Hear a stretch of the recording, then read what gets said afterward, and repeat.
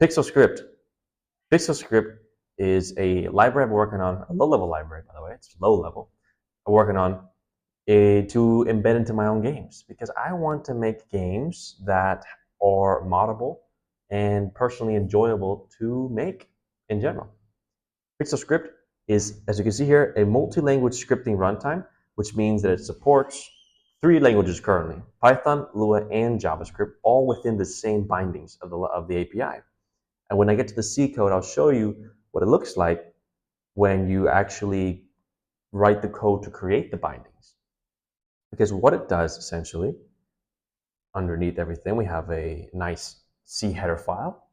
Because although it's written in Rust, it compiles to a low-level C library, making it universal. And I actually use it in Godot, in my Godot game Pixel AI Dash, which maybe I'll show you a little bit about today. Well, this file, this header file, is created via cbindgen, I believe is what it's called. Yeah, cbindgen, here we go. And we have our TOML file, which is pretty basic. It's nothing really crazy, right? We can understand this pretty well. And the header file exposes the PixelScript. I think it's about 500 lines, header file. Oh wow, it's 1,000 lines. Okay, it's changed a while. I don't even look at the header file, to be honest. I don't handle it. It's generated automatically, which is awesome. cbindgen. Now, you'll notice here in the header file, we have some, well, look at the bottom here. We just went to the bottom. We have some helper PXS JSON encode, PXS JSON decode, PXS mem init. These are some core modules, we can call them. And I want to show you now the README itself. You can read through that later on if you want, but basically we support 3 languages right now, just Lua, Python, and JavaScript. There's more on the way, but we're not safe enough to add more languages yet. We're still, these are the main 3, the big 3. You ever watch anime, the big 3 animes, Naruto, One Piece, I think Dragon Ball was the one. These are the big 3 scripting languages that I personally enjoy to use. And if you look online, top 3 scripting programming languages, well, we're going to see Lua is going to be one, JavaScript is going to be one, and Python. Well, Bash and Shell, I don't really count. Does it count Lua? Well, you get the point. At least we have Java as a scripting language. Oh, it's not. It's not. Top 3 languages. You get the point. Lua had, because it's huge in gaming. I originally wasn't going to add Lua, but Lua is really big in something like Roblox, and most modded games use Lua. All right. Now, it's Rust-based, and you can add it easily with the cargo as a dependency. If you're going to use it via FFI, foreign function interface, then you're going to want to clone the repository and run a very simple Python script, which I'll show you at the end of the video. Yep, we have our supported languages, and here we have the core library, which is the PXS JSON and the PXS mem modules. The JSON module just adds encode and decode to all languages, functions that you can actually call within your C code, C++ code, your host code.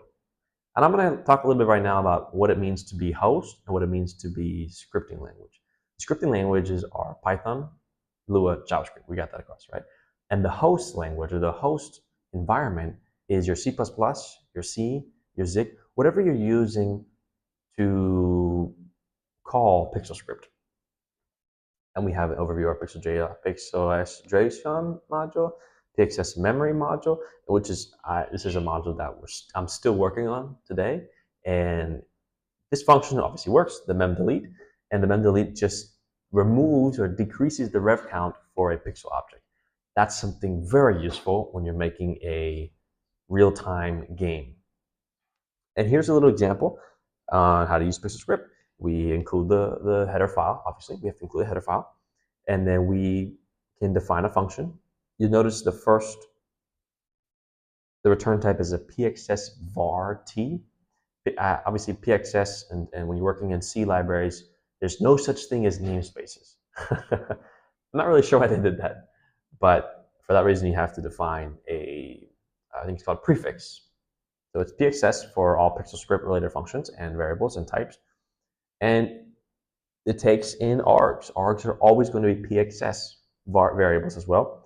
The idea is that, as you can see here in this comment, args is a list. of a PixelScript list. And the first argument there is always going to be what runtime that we are currently this function is being called from.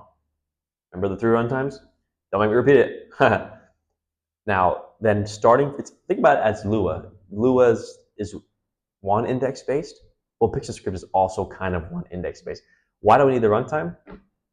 At the beginning, there were reasons for it. Now, not so much, not so many reasons for it, but I do use it sometimes. It's very useful if you're creating an object, which we don't have an example here, but in the test I'll show you. When you're creating a host object, an object that lives in the host environment, C, C++, Zig, whatever you're writing your PixelScript bindings in, when you want to expose that object to PixelScript, it's actually via function. You actually create the object within a function call. And I really like the concept of that. It makes everything look universal within 3 languages and soon to be 4 and 5. But we'll get to that in some of the tests.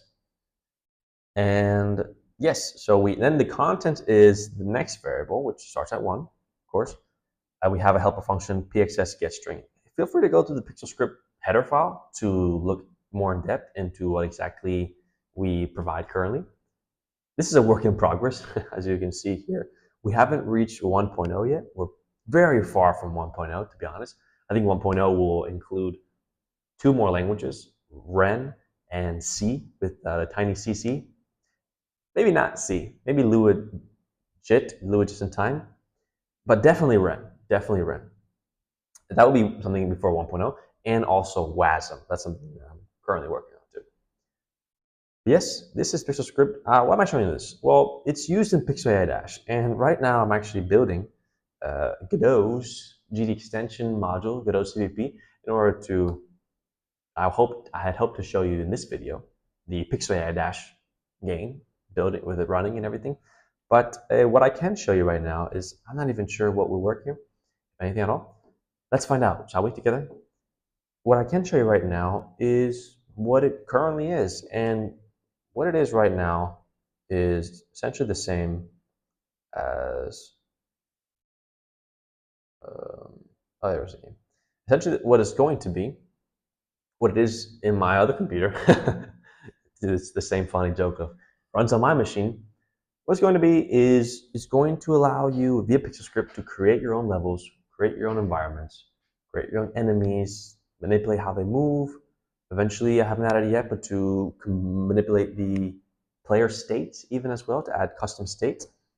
And yes, it's all via PixelScript. We write bindings that connect to Godot, and those bindings then connect to the game. Now, I personally, doesn't look like this is gonna run, which is fine. I'm doing a lot of things on this computer right now, which is fine. I personally, another one of my future endeavors with PixelScript, which is something that I will base everything I do on, mostly. This is my GitHub, by the way. If you like PixelScript, please give me some love. I only have 9 stars. 2 of them are mine, and 1 of them is my girlfriend's. Now, if we look here at my repositories, I like Godot for Pixel AI-. I do feel like I could do it better, right? Not a full engine per se. Instead, what I'm doing right now is with PixelScript, I'm getting it good, making it Pixel AI-, using Godot with it. Eventually, I want to create my own game engine called Yo-Yo. And this is what this is. This is just, it doesn't work, it doesn't do anything right now. It's just a concept, in a sense, that I put on GitHub for me to look at and twingle, what's the word? And change here and there, tweak here and there, to feel more confident of what's actually going to be in the end product. Yo-Yo is what it says here. It's a strings attached game framework. Well, I'll probably change it to more of a game engine, but this is what it is. It allows you to create whatever game you want and whatever flow and system you want. Yo-Yo is just a framework that combines PixelScript with some helper modules that wouldn't necessarily be in a general purpose PixelScript, but would be in a game engine. And I also plan to have a build system for compiling C and C++ code and binding C header code to create PixelScript bindings, which from my experience so far of building the Pixel Dash game has been probably 30% of the time I've put into the new PixelScript modding in the game. And you can see an example of what I want it to look like for the binding and the compiling. Well, I'm not there yet. This is a work in progress. This is a concept still. And yeah, I want it to be cross language. I have still this part is probably going to be take a lot of time to figure out, but to be able to call Lua from Python or from JavaScript and to make it feel seamless, make it happen naturally. Yeah, I want to have a REPL too to test out your code, which one thing I noticed is very challenging is testing out my code when I'm in the game, testing out my bindings when I'm already in the game. I can have hot reloading in Pixel Dash, which is really nice, but well, the C++ bindings need to be regenerated every time with scans, as we know. Yeah, that is what PixelScript is, and I hope this has maybe been interesting to you, and maybe you've learned something about PixelScript. Code is very simple, really. The actual logic of it. We have a core with JavaScript, with Lua, with Python. I'm actually currently in the progress of removing the dependencies that we use. Not the dev dependencies, I'm not really, or the build dependencies, I'm not really sure how to remove that. But mlua and anyhow, I want to get rid of. Now, you'll notice here, as you saw on my screen, there's a raw Lua branch. Raw Lua includes Lua libs that I am currently working on to recreate the Lua module, the Lua backend, as we can say, to use raw Lua 5.5 instead of 5.4. That's the idea.